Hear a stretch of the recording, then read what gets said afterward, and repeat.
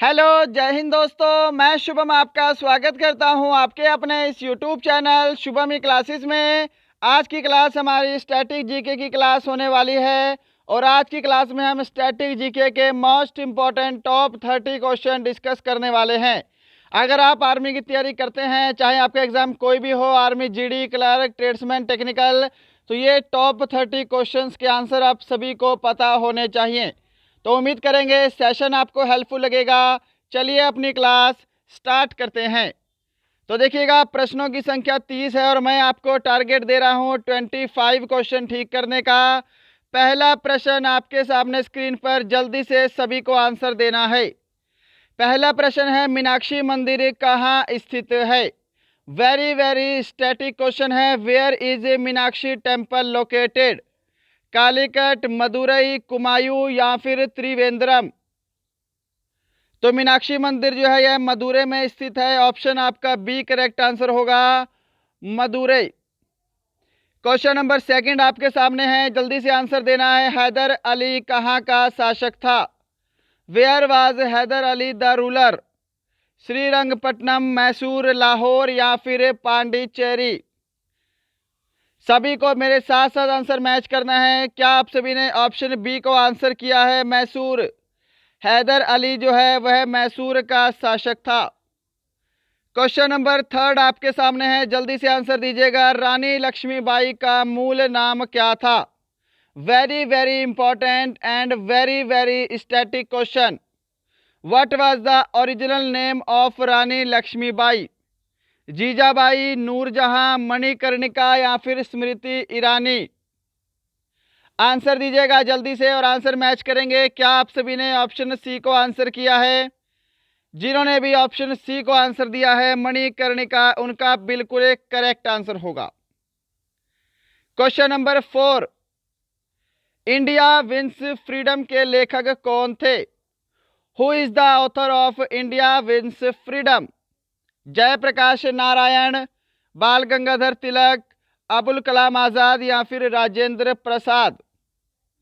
जल्दी से आंसर दीजिएगा। इंडिया विंस फ्रीडम के लेखक कौन थे? तो अबुल कलाम आजाद। ऑप्शन आपका सी करेक्ट आंसर होगा।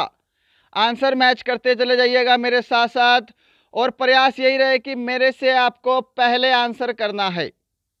चलिए क्वेश्चन नंबर 5, जब सूर्य और पृथ्वी के बीच चंद्रमा आ जाता है तब क्या होता है? चंद्र ग्रहण, सूर्य ग्रहण, दोनों या इनमें से कोई नहीं? What happens when the moon comes between the sun and the earth? तो जब सूर्य और पृथ्वी के बीच में चंद्रमा आ जाता है तब सूर्य ग्रहण होता है। ऑप्शन बी आपका राइट आंसर होगा। जिन्होंने ऑप्शन बी को आंसर दिया है उनका करेक्ट है।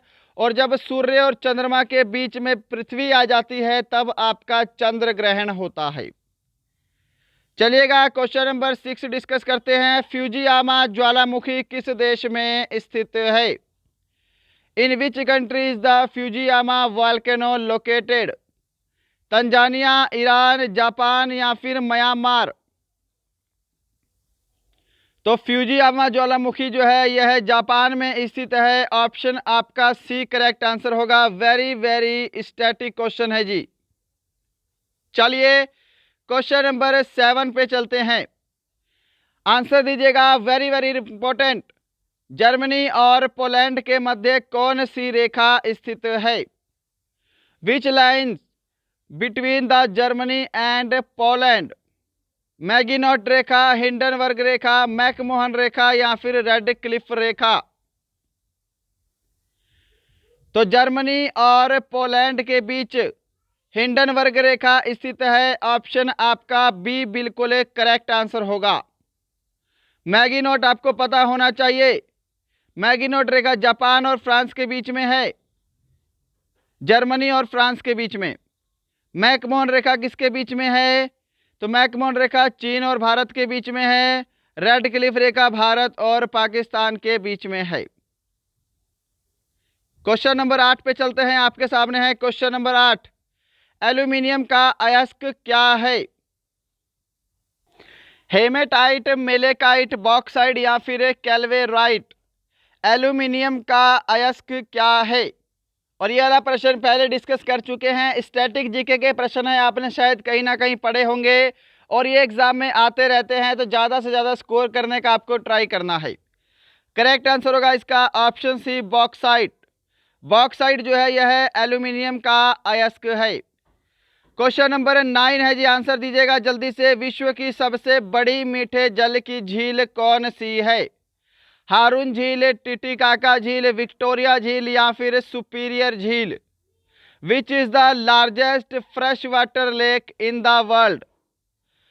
तो यहाँ पे राइट आंसर क्या होगा? ऑप्शन आपका डी करेक्ट आंसर होगा, सुपीरियर झील। मीठे जल की सबसे बड़ी झील कौन सी है? तो सुपीरियर झील है। और अगर हम वैसे बात करें विश्व की सबसे बड़ी झील, तो विक्टोरिया झील। राइट। विश्व की सबसे ऊंची झील टिटिकाका झील। क्वेश्चन नंबर 10 है जी, आपके सामने आंसर दीजिएगा जल्दी से। कौन सा शहर हुगली नदी के किनारे स्थित है? Which city is situated on the banks of river Hooghly? Ahmedabad, Haridwar, Vijayawada या फिर कोलकाता? क्या आंसर करोगे? तो आंसर मैच करो। क्या आप सभी ऑप्शन डी को आंसर दे रहे हो? जो भी ऑप्शन डी को आंसर दे रहे हैं कोलकाता, उनका राइट आंसर होगा कोलकाता शहर हुगली नदी के किनारे स्थित है। क्वेश्चन नंबर 11 है, मानसून किस भाषा का शब्द है? वेरी वेरी इंपॉर्टेंट है जी, वेरी वेरी इंपॉर्टेंट और स्टैटिक क्वेश्चन। मानसून किस भाषा का शब्द है? स्पेनिश, अरबी, जापानी या फिर चाइनीज? तो मानसून जो है यह अरबी भाषा का शब्द है। ऑप्शन आपका बी करेक्ट आंसर होगा, ध्यान रखिएगा, मोस्ट इंपॉर्टेंट है। क्वेश्चन नंबर 12 का आंसर देंगे जल्दी से। केंद्रीय खनन अनुसंधान संस्थान कहाँ स्थित है? धनबाद, गांधीनगर, अहमदनगर या फिर Daulatabad? Where is the central mining research institute located? तो सेंट्रल माइनिंग इंस्टीट्यूट कहाँ पे है? धनबाद में है। ऑप्शन आपका ए राइट आंसर होगा, मैच करिएगा। चलें आगे। चलो, क्वेश्चन नंबर 13 है जी, आपके सामने। किसे उत्तर भारत का मैनचेस्टर कहा जाता है? Very very important. तो ध्यान रखिएगा, अगर मैं बोलूंगा आपको भारत का मैनचेस्टर, पूरे भारत का मैनचेस्टर, तो आपका अहमदाबाद। अगर हम बोले आपको दक्षिण भारत का मैनचेस्टर, दक्षिण भारत का मैनचेस्टर, तो कोयम्बटूर। और हमसे पूछा है उत्तर भारत का मैनचेस्टर, तो लखनऊ, सॉरी यूपी का कानपुर होगा। ऑप्शन आपका सी करेक्ट होगा, कानपुर को उत्तर भारत का मैनचेस्टर कहा जाता है। क्या सभी ने ऑप्शन सी को आंसर किया है? चलिए, क्वेश्चन नंबर 14 डिस्कस करेंगे आपके सामने। भाषाई आधार पर किस राज्य की स्थापना सर्वप्रथम की गई? तमिलनाडु, केरल, आंध्र प्रदेश, गुजरात? कौन सा राज्य भाषाई आधार पर सर्वप्रथम विकसित हुआ? Which state was the first established on linguistics basic? Option C correct answer होगा, आंध्र प्रदेश, 1953। क्वेश्चन नंबर 15 है, आपके सामने आंसर देंगे। किसे भारत का प्रथम नागरिक कहा जाता है? आसान सा प्रश्न, आंसर सभी का चाहिए। ऑप्शन आपके सामने है, सभी का आंसर बिल्कुल सही होना चाहिए। किसे भारत का प्रथम नागरिक कहा जाता है? तो भारत के प्रेसिडेंट यानी कि राष्ट्रपति को भारत का प्रथम नागरिक कहा जाता है। बढ़ते हैं नेक्स्ट पे। क्वेश्चन नंबर 16 है जी, आपके सामने आंसर जल्दी से दीजिएगा। लोकसभा अध्यक्ष अपना त्याग पत्र किसे देता है? मुख्यमंत्री को, राष्ट्रपति को, लोकसभा उपाध्यक्ष को या फिर प्रधानमंत्री को? Whom does the speaker of Lok Sabha resign? तो ध्यान रखिएगा, लोकसभा अध्यक्ष अपना त्याग पत्र लोकसभा के उपाध्यक्ष को देता है। ऑप्शन सी राइट आंसर होगा। क्या सभी ने सी को आंसर किया है? चलिए, क्वेश्चन नंबर 17 है आपके सामने। योजना आयोग के प्रथम अध्यक्ष कौन थे? राजेंद्र प्रसाद, वल्लभ भाई पटेल, जवाहरलाल नेहरू या फिर मोरारजी देसाई? तो आप सभी को पता होगा योजना आयोग अब बंद हो गया है, इसकी जगह पे क्या स्टार्ट हुआ है? नीति आयोग। तो योजना आयोग हो या फिर नीति आयोग हो, इनके अध्यक्ष कौन होते हैं? प्रधानमंत्री होते हैं। तो जब योजना आयोग की स्थापना हुई थी 1950 में, उस समय प्रधानमंत्री थे Jawaharlal Nehru. Option C correct answer होगा। तो योजना आयोग के प्रथम अध्यक्ष कौन थे? जवाहरलाल नेहरू। चलिएगा क्वेश्चन नंबर 18 डिस्कस करेंगे। आपके सामने है, आधुनिक ओलंपिक खेलों का प्रारंभ किस वर्ष हुआ? जल्दी से आंसर दीजिएगा और मैं उम्मीद करूंगा सेशन आपको पसंद आ रहा होगा। यदि सच में पसंद आ रहा है तो जो भी विद्यार्थी अभी देख रहे हैं लाइक जरूर करेंगे हमारा ये सेशन, और यदि आपका कोई फ्रेंड आर्मी की तैयारी कर रहा है तो उसे हमारा ये वीडियो जरूर शेयर करेंगे। और आपको लगता है हमारा चैनल आपके लिए हेल्पफुल है तो सब्सक्राइब करने के बाद बेल आइकन जरूर दबाएंगे। आधुनिक ओलंपिक खेलों का प्रारंभ हुआ था 1896 में। ऑप्शन आपका ए राइट आंसर होगा। क्वेश्चन नंबर 19 है जी आपके सामने, बेसबॉल किस देश का राष्ट्रीय खेल है? Baseball is the national sport of which country? Malaysia, Australia, America, Japan. तो बेसबॉल जो है यह किस देश का राष्ट्रीय खेल है? ऑप्शन आपका सी करेक्ट आंसर होगा, संयुक्त राज्य अमेरिका। Option C. क्या सभी का सही है? मलेशिया का राष्ट्रीय खेल क्या है? बैडमिंटन है जी, मालूम होना चाहिए। बैडमिंटन पूछा जाता है एग्जाम में। क्वेश्चन नंबर 20, हॉकी के प्रत्येक पक्ष में खिलाड़ियों की संख्या कितनी होती है? What is the number of player in each side of hockey? Answer जल्दी से दीजिएगा तो ध्यान रखिएगा। हॉकी, इसके साथ हम बात करेंगे आपके क्रिकेट की, देन हम बात करेंगे आपके फुटबॉल खेल की। तो इन तीनों के अंदर प्लेयरों की संख्या होती है 11 प्रत्येक पक्ष में। क्लियर हुआ? और देखिएगा बास्केटबॉल जो खेल है उसके अंदर होती है 5। बास्केटबॉल खेल में 5 होती है और वॉलीबॉल में 6 होती है। वाटर पोलो की बात करेंगे तो वाटर पोलो में प्लेयरों की संख्या कितनी होती है? तो 7 होती है। और इसी के साथ मैं बात करूंगा आपके बेसबॉल और खो खो, इनके अंदर प्लेयरों की संख्या होती है 9। तो यहां पे जिन्होंने भी ऑप्शन बी को आंसर दिया है उनका करेक्ट है। क्वेश्चन नंबर 21, वानखेड़े स्टेडियम कहां पर है? वानखेड़े स्टेडियम कहां पर है? नई दिल्ली, मुंबई, लखनऊ, कोलकाता। तो यहां पे जिन्होंने ऑप्शन बी को आंसर दिया है मुंबई, उनका करेक्ट आंसर होगा। वानखेड़े स्टेडियम मुंबई में स्थित है। क्वेश्चन नंबर 22 है जी आपके सामने, किसे भारत का मैकियावेली के नाम से भी जाना जाता है? भारत का मैकियावेली के नाम से किसे जाना जाता है? Chanakya, B R Ambedkar, Annie Besant या फिर दयानंद सरस्वती। भारत का मैकियावेली के नाम से जाना जाता है। ऑप्शन आपका ए करेक्ट आंसर होगा, चाणक्य। इनको विष्णुगुप्त भी बोला जाता है, तो विष्णुगुप्त ऑप्शन में आएगा तो विष्णुगुप्त पे करिएगा। ओके, चलिए क्वेश्चन नंबर आपके सामने है 23 है, भारत का मसालों का बगीचा किसका उपनाम है?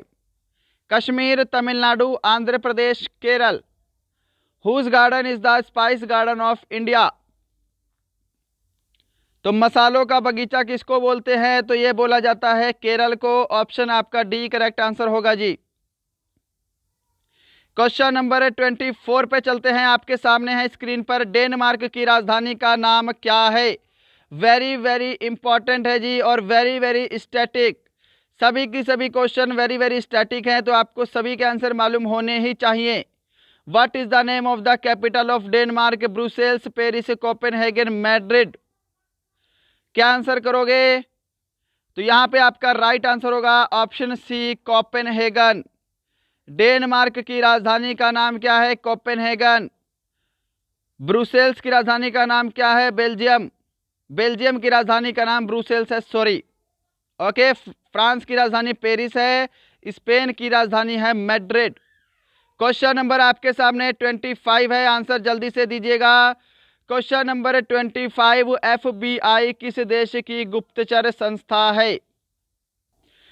तो यहां पर ध्यान रखिएगा, FBI के साथ आपको एक नाम और जोड़ना है, CIA। CIA और FBI दोनों किस देश की गुप्तचर संस्था है, इंटेलिजेंस एजेंसी है? तो राइट आंसर होगा आपका ऑप्शन डी, संयुक्त राज्य अमेरिका, यूनाइटेड स्टेट अमेरिका की गुप्तचर संस्था है FBI और CIA। इजराइल की भी पता होनी चाहिए, पाकिस्तान और चाइना की भी आपको मालूम होनी चाहिए। क्वेश्चन नंबर 26 है जी आपके सामने, विश्व कैंसर दिवस कब मनाया जाता है? When is world cancer day celebrated? 30 जनवरी, 1 अप्रैल, 4 फरवरी या फिर 15 मार्च? क्या आंसर करोगे? ऑप्शन सी आपका करेक्ट आंसर होगा, 4 फरवरी को विश्व कैंसर दिवस मनाते हैं। क्वेश्चन नंबर आपके सामने 27 है, मोस्ट इंपॉर्टेंट। पुलित्जर पुरस्कार किस क्षेत्र में दिया जाता है? In which field is the Pulitzer prize awarded? साहित्य, खेलकूद, पत्रकारिता या फिर विज्ञान? पुलित्जर पुरस्कार किस क्षेत्र में योगदान के लिए दिया जाता है? तो पत्रकारिता में, जर्नलिज्म। क्या आप सभी ने ऑप्शन सी को आंसर किया है? आंसर मैच करते जाइएगा। क्वेश्चन नंबर 28 आपके सामने है, मदर टेरेसा को नोबेल पुरस्कार किस क्षेत्र के लिए दिया गया था? अर्थशास्त्र, साहित्य, शांति, चिकित्सा? For which field was the Nobel prize awarded to Mother Teresa? तो किस क्षेत्र में दिया था? ऑप्शन आपका सी करेक्ट आंसर होगा, शांति के क्षेत्र में मदर टेरेसा को नोबेल पुरस्कार दिया गया था। अब आपका होमवर्क का क्वेश्चन है कि मदर टेरेसा को नोबेल पुरस्कार कब दिया गया? सन आपको कमेंट बॉक्स में कमेंट करना है। क्वेश्चन नंबर 29 है जी, अंतरराष्ट्रीय तिथि रेखा किसे कहा जाता है? Who is called the international date line? 0 degree देशांतर, यहाँ पे देशांतर से मतलब है लॉन्गिट्यूड। ओके, तो 0 डिग्री लॉन्गिट्यूड, 1 डिग्री देशांतर, 180 डिग्री देशांतर या फिर 90 डिग्री देशांतर? तो यहाँ पे करेक्ट आंसर होगा ऑप्शन सी, 180 डिग्री देशांतर यानी कि 180 डिग्री लॉन्गिट्यूड। क्वेश्चन नंबर 30 है आपके सामने, आंसर दीजिएगा। सूर्य से तीसरे स्थान पर कौन सा ग्रह स्थित है? Which planet is located third to the sun? तो ध्यान रखिएगा, ये आपका सन है। सन से पहले स्थान पर कौन आएगा? बुध, फिर आपका आएगा शुक्र, फिर आपकी आएगी पृथ्वी, फिर आपका आएगा मंगल। तो यहाँ पे तीसरे स्थान पर बोला है तो आपका पृथ्वी, ऑप्शन सी करेक्ट आंसर होगा। ओके, तो जिन्होंने भी ऑप्शन सी को आंसर किया है उनका आंसर बिल्कुल करेक्ट है। तो दोस्तों ये थे आपके टॉप 30 स्टैटिक जीके के इंपॉर्टेंट क्वेश्चन। बताइएगा सेशन आपको कैसा लगा, कमेंट जरूर करेंगे आपका आज का स्कोर कितना था। मिलते हैं कल किसी और अच्छे टॉपिक के साथ, तब तक के लिए जय हिंद, जय भारत।